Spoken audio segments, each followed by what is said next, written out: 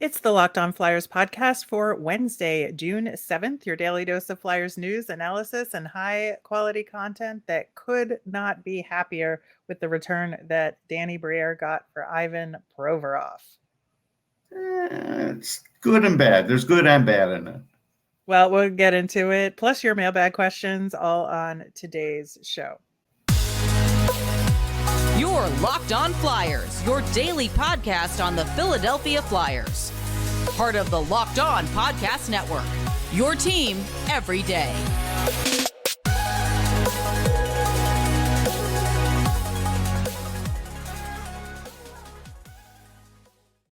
Hey there, thanks for making Locked On Flyers your first listen every day. I am Rachel Donner. You can find me on Twitter at rmiriam. I'm here as always with Russ Cohen, who is on Twitter at Sportsology. Today's episode is brought to you by Bird Dogs. Go to birddogs.com/LockedOnNHL. When you enter the promo code LockedOnNHL, they'll throw in a free custom Bird Dogs Yeti-style tumbler with every order. You can subscribe or follow the show for free over on YouTube. We're on the SiriusXM app. And anywhere you listen to podcasts, you'll get our latest episode as soon as it's available here on the Locked On Podcast Network, your team every day. Russ, man, yesterday was a heck of a day for us personally, but also for the Flyers in making a huge deal. We had been talking for the last week or two about what the first big move of the Danny Briere era was going to be, and it needed to be something significant to set the tone for what this rebuild was going to look like. And this certainly set the tone. It did. It definitely was significant. Look, I mean, you traded your best asset to trade. Other than Konechny, Provorov is worth the most. And I think Provorov was worth the most because how deep, defensemen are worth a lot in today's game. So based on that, yes, you got a lot, but some of it was a dump too. And you have to recognize what the dump is, what you got, what you're going to get, what you might not get, and just how it's all going to fit in. Because I think while on the surface, he got a lot, and I give him credit for that, implementing a lot of this will not be easy. And having John do it won't be easy. John's going to not want to do some of this. Like, it's not going to be – this is not what he wants.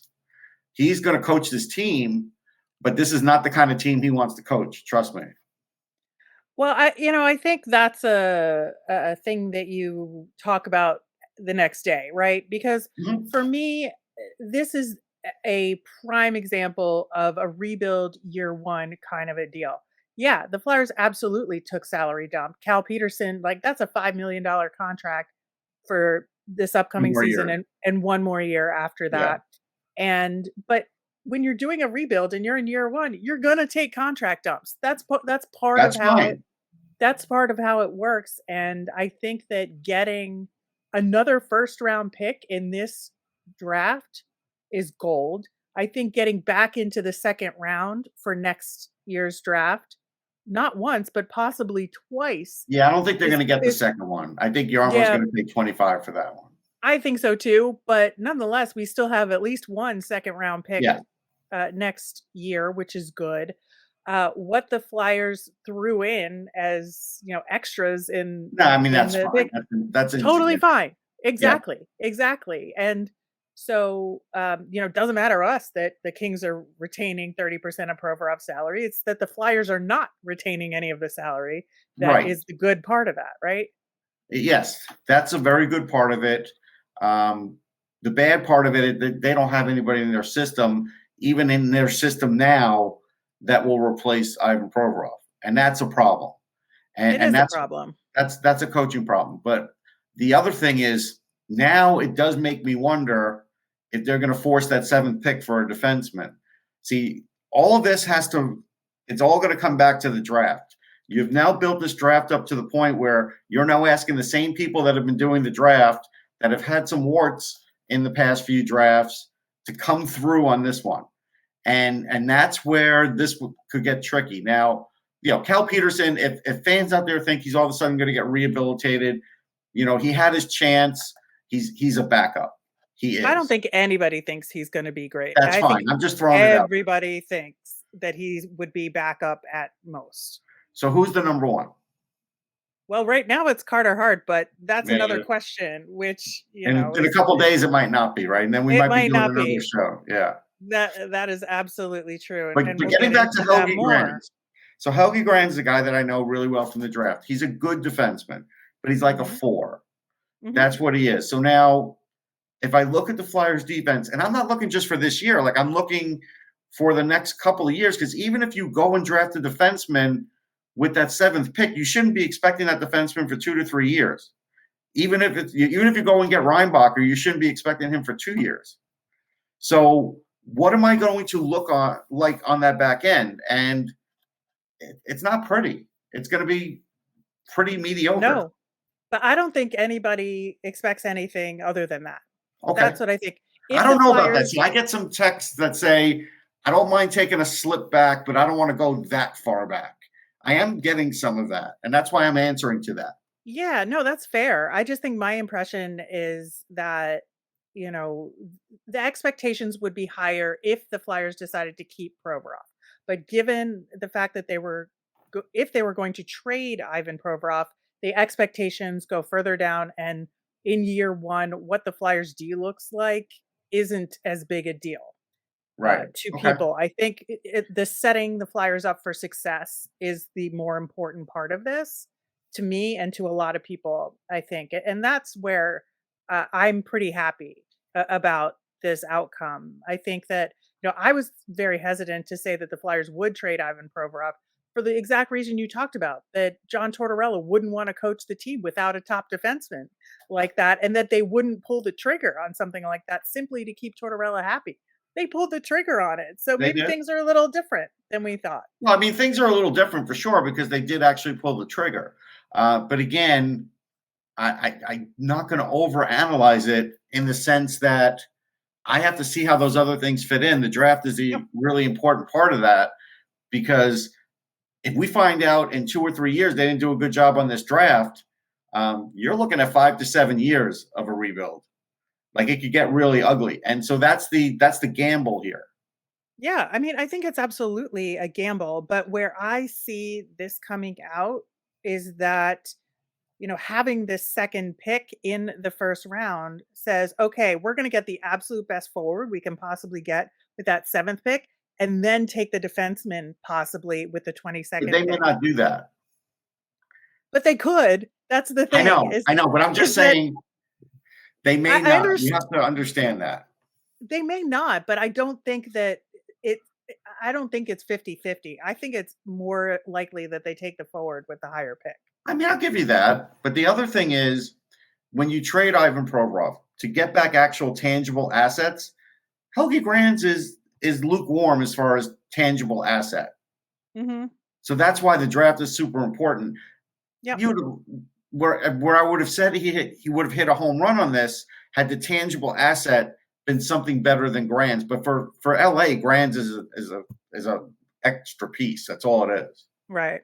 No, I totally get he's that. good. He's useful. Don't get me wrong. But that's where I fall short, is on that part of it. And look, Provorov playing over in Columbus, he's going to get 50 points a year. He's going to be back to that. So I hope fans are ready for that, because the ones that think that he's not good anymore, we didn't think that on this show. I'm not saying we think that, but the ones that didn't think he wasn't good anymore are going to be shocked. Yeah, I think he wasn't good with the Flyers anymore, and he wasn't going to be good with the Flyers no matter what. No, I guess with him and John, it just wasn't going to work out. Yeah, I think that there's potential for him to improve somewhere else. I don't know if Columbus is the right place for him to improve, I got to say, especially if they make the coaching change that we think they're going to make. Well, I mean, actually, I think Babcock would like Provorov because he goes out there, he does his business, he plays really hard. I don't think he'll have anything to say to him, really. Yeah, I don't know. I have doubts, but again, remains to be seen, and it's not our problem anymore. I mean, right? no, and clearly with the other things that Babcock is about, he's not going to have any other issues with Provorov for things that he believes in. He's not going to care about that. No, he will not. And there's so much more to talk about with this deal. We're going to talk about what Danny Briere had to say about it at the press conference. Had some interesting things to say there. And we're going to talk a little bit more about the implications for the Flyers D, what that goaltending battle could look like, and what it means for the cap. And we'll do that coming up next. Today's episode is brought to you by Bird Dogs. I look better and feel great wearing Bird Dog shorts and pants. Their stretchy fabric makes me look better, and they're very comfy, and they're probably comfier than my other shorts and pants too. I mean, I was wearing them on a flight today, a long flight with a connector, and I was comfortable, and that's the main thing. I mean, I always choose certain clothes to travel with, Rachel, and now I'll travel with these because they proved it. I do it wearing yard work. If I were to play golf, I would do it. I was invited to play golf, so we'll see how that works out. But anyhow, Bird Dog shorts are perfect for that day when you're going to a tailgate or a baseball game, or you're just going to kind of hang out at the stadium. Go to birddogs.com/LockedOnNHL and enter promo code LockedOnNHL for a free Yeti-style tumbler with your order. That's birddogs.com/LockedOnNHL for a free Yeti-style tumbler. You won't want to take your Bird Dogs off. We promise you. Before we get back into our discussion of the Ivan Provorov trade, this will have draft implications, like we've been talking about. We'd already talked, planned to talk on tomorrow's show about Oliver Moore versus Ryan Leonard. We're going to do that, but then we're also going to talk about that 22nd overall pick and what the Flyers could potentially do there. Mm-hmm. So we talked a little bit about what this means for the Flyers D next season. And, we talked about Grans, but what about Sean Walker? Where does he fit into all of this? He's your new Nick Seeler. So you don't really need Nick Seeler now. Like, that's really the way I look at it.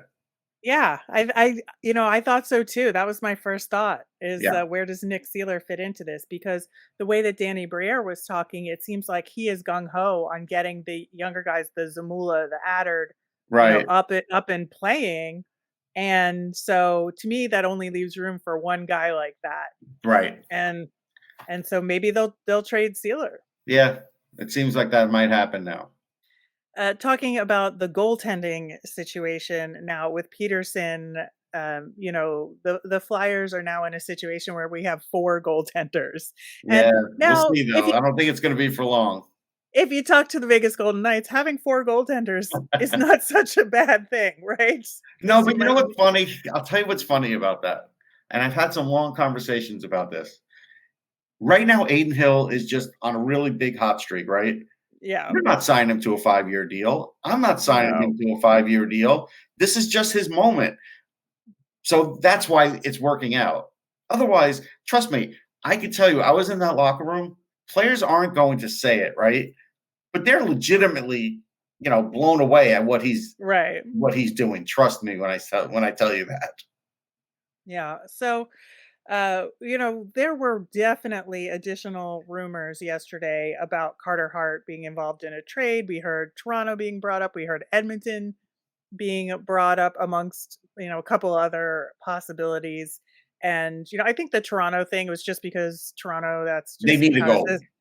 How does this affect the Leafs, Right. But, I think that it does make the possibility of a Carter Hart trade much higher than it was yesterday. I'll tell you that. No question. And you still would look for him to go to Edmonton, to the area where he's comfortable. That would always be the first place you'd look. Same way, first place that Giroux was going to go eventually. We just didn't think it was going to be that quick. Was going to be Ottawa, right? So same thing. And that's what I would look at with Hart. Yeah, and I think as far as value, this Provorov deal, creates a benchmark, I think, for what at least the expectation would be for a Carter Hart deal, that it would be very high. Yeah, no question. I mean, he would get a little bit more than that in return. Like, instead of Grans, you would get hopefully an A prospect. Yeah. Like, you would have to do it, or I just wouldn't do it. Like, I just absolutely wouldn't do it. I think so too.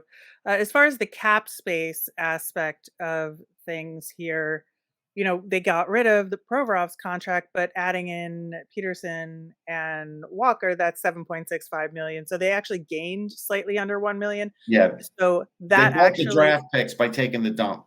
exactly, which is again what you do in a rebuild, right? Yeah. I But mean, at least they didn't give up a draft pick to do it, so I give them credit for that. exactly. Yeah. Exactly. So that's a win because That's a Chuck win. Fletcher couldn't figure out how to do that. No. And Danny Briere did it. Yeah. And then you're also looking at that also being an indicator of future deals to come, right? Because Danny Briere is not going to want to increase the cap on less quality players, right? No, I mean, he's going to try and move Kevin Hayes, but we don't know if he'll be successful, honestly. Right. But I also see them trying to move other people as well in Yeah. order to kind of balance out this deal cap I think in another year, Konechny's moving and he won't be back either. I think that's just it's going to happen. Well, I think it could be Konechny, it could be other players, but we'll see what happens there. But I don't think this was a bad deal from a cap perspective, given where the Flyers are. No, I mean, no. They didn't gain a lot of cap space. They didn't Right. kill themselves on the cap. Plus, they also are hoping, like you said, they're going to gain some cap space. So from a cap perspective, they're fine. I have no qualms about that whatsoever. The other thing too is they could potentially flip Walker at the deadline because I he mean, only for a sixth has rounder, seventh rounder. maybe, but that's something, right? It's another Okay. asset. Yeah. And that's something we had talked about when we were talking about, free agency and all of that. Yeah. That some of the assets we might want to pick up, we would potentially want to be able to flip at the trade deadline to get additional picks, and that's an opportunity there. It may not be a big return, but it's something. Yeah. It'll be something. Okay, so I do also want to talk about what Danny Briere had to say about the whole thing. He had, I think, a pretty lengthy press conference for just one trade. Yeah, I'd like to have been on it, but I was having trouble at the airport, so I figured it's probably not best if I get on that call all disheveled, so I didn't do it. All right. Well, I did watch the whole thing, and I think that, first off, I think Danny Briere did a great job with this presser in terms of presenting himself from a confidence standpoint and from a we're not going to tell you anything that we don't want to tell you standpoint. Right, which is fine. I have no problem with that. I just thought that he had a really strong presence, and as a younger new GM, I think that's something that's important to show. That's important. And then I also think that he had some, some of the answers were cagey, but some of them were pretty solid in terms of why he decided to pull the trigger on this deal, was very nice about Ivan Provorov's time with the Flyers, as he should be. But, he's like, I couldn't resist that, first round pick in this draft. Right. I get that. I do. That's important. He said sometimes you have to pay the price, in terms of, he was asked, are these future assets worth more than Provy's present value? And he said, he was pretty honest about it. He's like, it's going to be tough to replace Provorov, but these assets to build for the future are worth it. And that nobody's going to give up a first round pick for a player with no value, which I think that was almost a dig at Chuck Fletcher, but not quite. Well, I think not so much a dig at Chuck. I think that's probably like, hey, don't expect a first for if we can move Kevin Hayes. I think that's what it might be. Could be. Basically said Provy didn't ask for a change of scenery, or they weren't going to talk about it, right? That if that was part of any of their conversations, which again, that's the way Danny Briere is going to handle these things. I thought in terms of him talking about the players coming in, that it was nice that he was honest, that he hadn't seen Grans play, but he was really, dependent but confident in the reports he got from the pro scouting department on that front and from other people who had seen him play. And that kind of led to another important thing that he talked about was the process of making this deal. That, he was on the phone with Keith Jones 4 or 5 times a day. Dan Hilferty got involved, but he talked specifically about, again, talking with the pro scouts about the return, the guys they were getting in return, that he worked very closely with the analytics department on figuring out what picks they wanted to get in return and the value of those picks, as well as the young players, involved, and that it was a really cool collaborative team effort that came to the conclusion that this was the deal that they could make. And he just talked about it in a way that I feel like we haven't heard from the Right. Flyers before, and I really appreciated that. No, that part's good. I mean, that part is what you want. One part I give him credit for is saying that he couldn't tell anybody about Helge Grans, but he, was trusting the scouting staff. Exactly. But that's the part I worry about, because it's the same scouting staff, Rachel. And if they all of a sudden make moves in July, you have now made a trade based on that scouting staff telling you something, and some of those people might not even be around after that. So that's the part I have to say could be a minefield for Danny. It's not his fault. These are the people he's got right now, and he's trusting them. But that's something that if it bites him, he's going to learn quickly. Well, and that's why I appreciate that there were other people involved besides just those pro scouts. He got the information from them, but he also worked with, like he said, the analytics team. He had Keith Jones involved. There were Tortorella was involved. Yeah, but here's not to diminish Keith. He hasn't played enough games at the pro level for Keith to have a great idea of what Helge Grans is. It's not like Keith was in, watching all these Kings games, and he's but maybe he knows people that know. No, but again, okay, but that's the dangerous thing about if you're going to go with. This is why, like when I do my own scouting, I don't listen to what other people are telling me before I really have looked at a player for a long time, because just because you told me and that guy told me doesn't mean that that's so. That's just what they're telling me. So that stuff can be, I also have to point that out, that can be dangerous at times.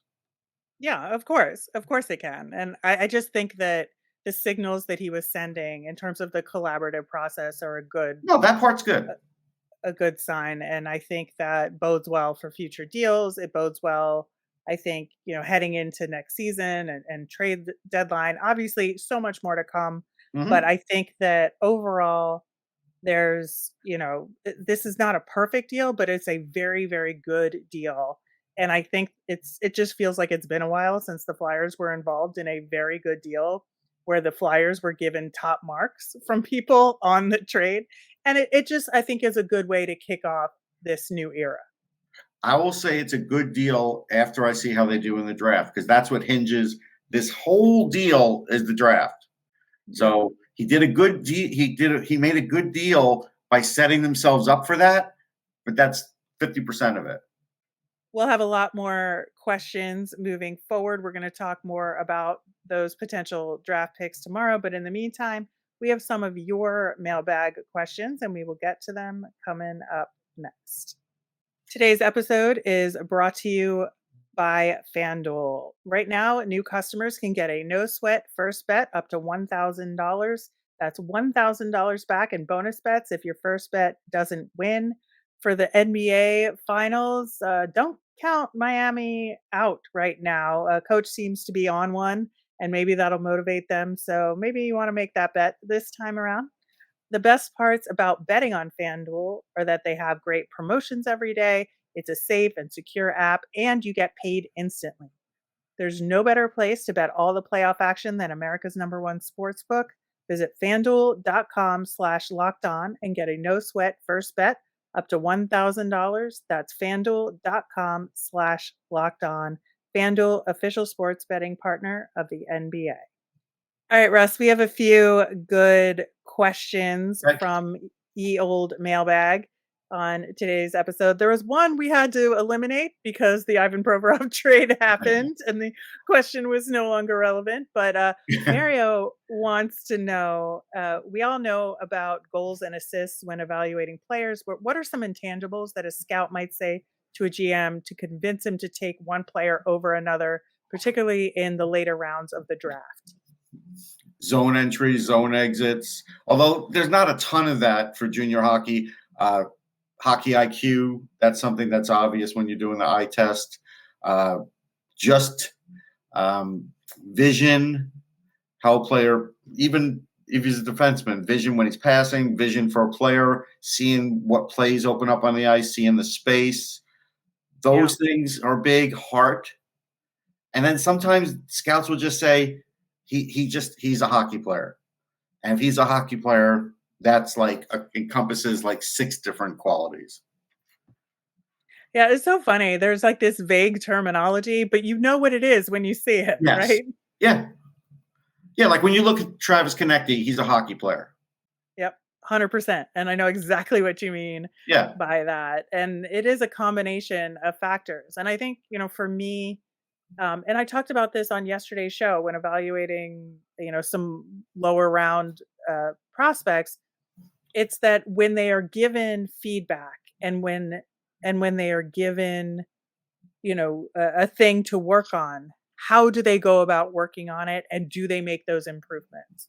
And if you can see that and see that through line, to me, that's a good sign that they're coachable. Right. Yeah, I agree. So Art had some free agent options that he was interested in, some of which we talked about in our free agency intro last week, some of which we haven't. But he brings up Athanasiou and Nemestikov, and I wondered what you thought about those two options. I wouldn't get Athanasiou because he's a lot of speed, no finish. If they get Nemestikov and he's just like a 2-year guy to help him through the rebuild, that's fine because he can teach others. He's a good center. That's fine. I'm not against getting him because now Chuck Fletcher's not there, so they don't have to have everybody 25 and under. That was a little ridiculous anyhow. Yeah, I'm kind of with you there. Athanasiou, he's just so hit or miss to me. Yeah, he is. That even if he's like a cheap option, I just don't know if he's worth it, and I don't know that he makes anybody around him better. He And doesn't. that's what's important, especially if you're going to have Tyson Forster up or like some of the other guys up. Like, I don't want him playing with them, No. Nemestikov could teach. And his dad's a scout, so he does know some things. Yeah, I think so too. Carts 88 wanted to know, we had talked about potential reclamation projects in that free agency discussion. Philip Zadina, what do you think there? Yeah, I mean, if I got Zadina for, let's say, that 20-25 second, let's say Columbus turns it into that, I'll do it. But I have to be committed to getting that offense out of him. He's got a shot. He's learned how to play away from the puck, but his offense hasn't come through. Like, you have to be committed to that. So Torts has to be committed to that. If he's not, then you can't do that deal. Yeah, I think so too. I mean, it seems like Yzerman has washed his hands of him to some extent. Right. And he, like sometimes a new start is good, but you have to really be sure you want to do that. Yeah, I think, it could go either way with Tortorella and Zadina too. Like, I don't know. And I think that's a big risk, but it could pay off It could be a big reward. Yeah, I think so too. So it's a really interesting option to consider. I like the idea of it. Yeah, me too. Me too. Definitely something to think about. And of course, with the trade, we talked about this a little bit, but a couple of people asked us, have the odds changed on trading Carter Hart now? Yeah, I think it's 70-30 he gets traded. Yeah. I might be, 60-40, but it still went up. Before, I think I was maybe 30 to 40%. Yeah, I was 50-50. Yeah. So I do think so. It's just like to take a goaltender back, even though the Kings were just contract dumping, there had to have been another contract they could have taken. Right. And the fact that it's a goalie, like, that is just a red alarm bell. Right. Signaling. That's a goalie that Dillabaugh knows, and maybe they're going to try and spin that too, There is that too. And I think that, it does make it more likely. I think in some ways for me, I would be really upset about it just because I like Carter Hart a lot as a goaltender. Oh, sure. I do too. Yeah. With what he's done for, the organization and not having good teams in front of him, and he's played his heart out. Not to the last couple of years funny about it, but the last couple of years he's essentially gotten his teeth bashed in for the kind of job he's done. Yeah, so I appreciate all of that, but also it makes this rebuild more exciting. I think just really wiping that slate clean, and like who knows what the possibilities are. And I think that's fun and exciting for the Flyers. It's fun and exciting, but you do have to still look at history and say it's been hard to get goalies in Philly. It has. Be wary of that. It took a long time to find Carter Hart. Yep. I think, again, big risk. Not sure what the potential reward might be there, but there's a lot. There's a lot to talk about there. We will again be continuing to talk about the draft on tomorrow's show. We're working on the Locked On NHL mock draft, and that got thrown for a wrench. So we'll have an extra pick to talk about for y'all. But in the meantime, have a strategy. We do. We are going to revisit Oliver Moore tomorrow. We're going to talk about Moore versus Leonard at 7 as options, and then pick options at 22. As a reminder, we always want to hear from you. So if you've got mailbag questions, especially after this big deal, you can tweet us at Locked On Flyers. You can email us at lockedonflyers@gmail.com, or you can comment over on YouTube. I'm Rachel. I'm on Twitter at rmiriam. That's RMIRIAM. I'm Russ. I'm at Sportsology, SPORTSOLOGY. Have a great day, everyone.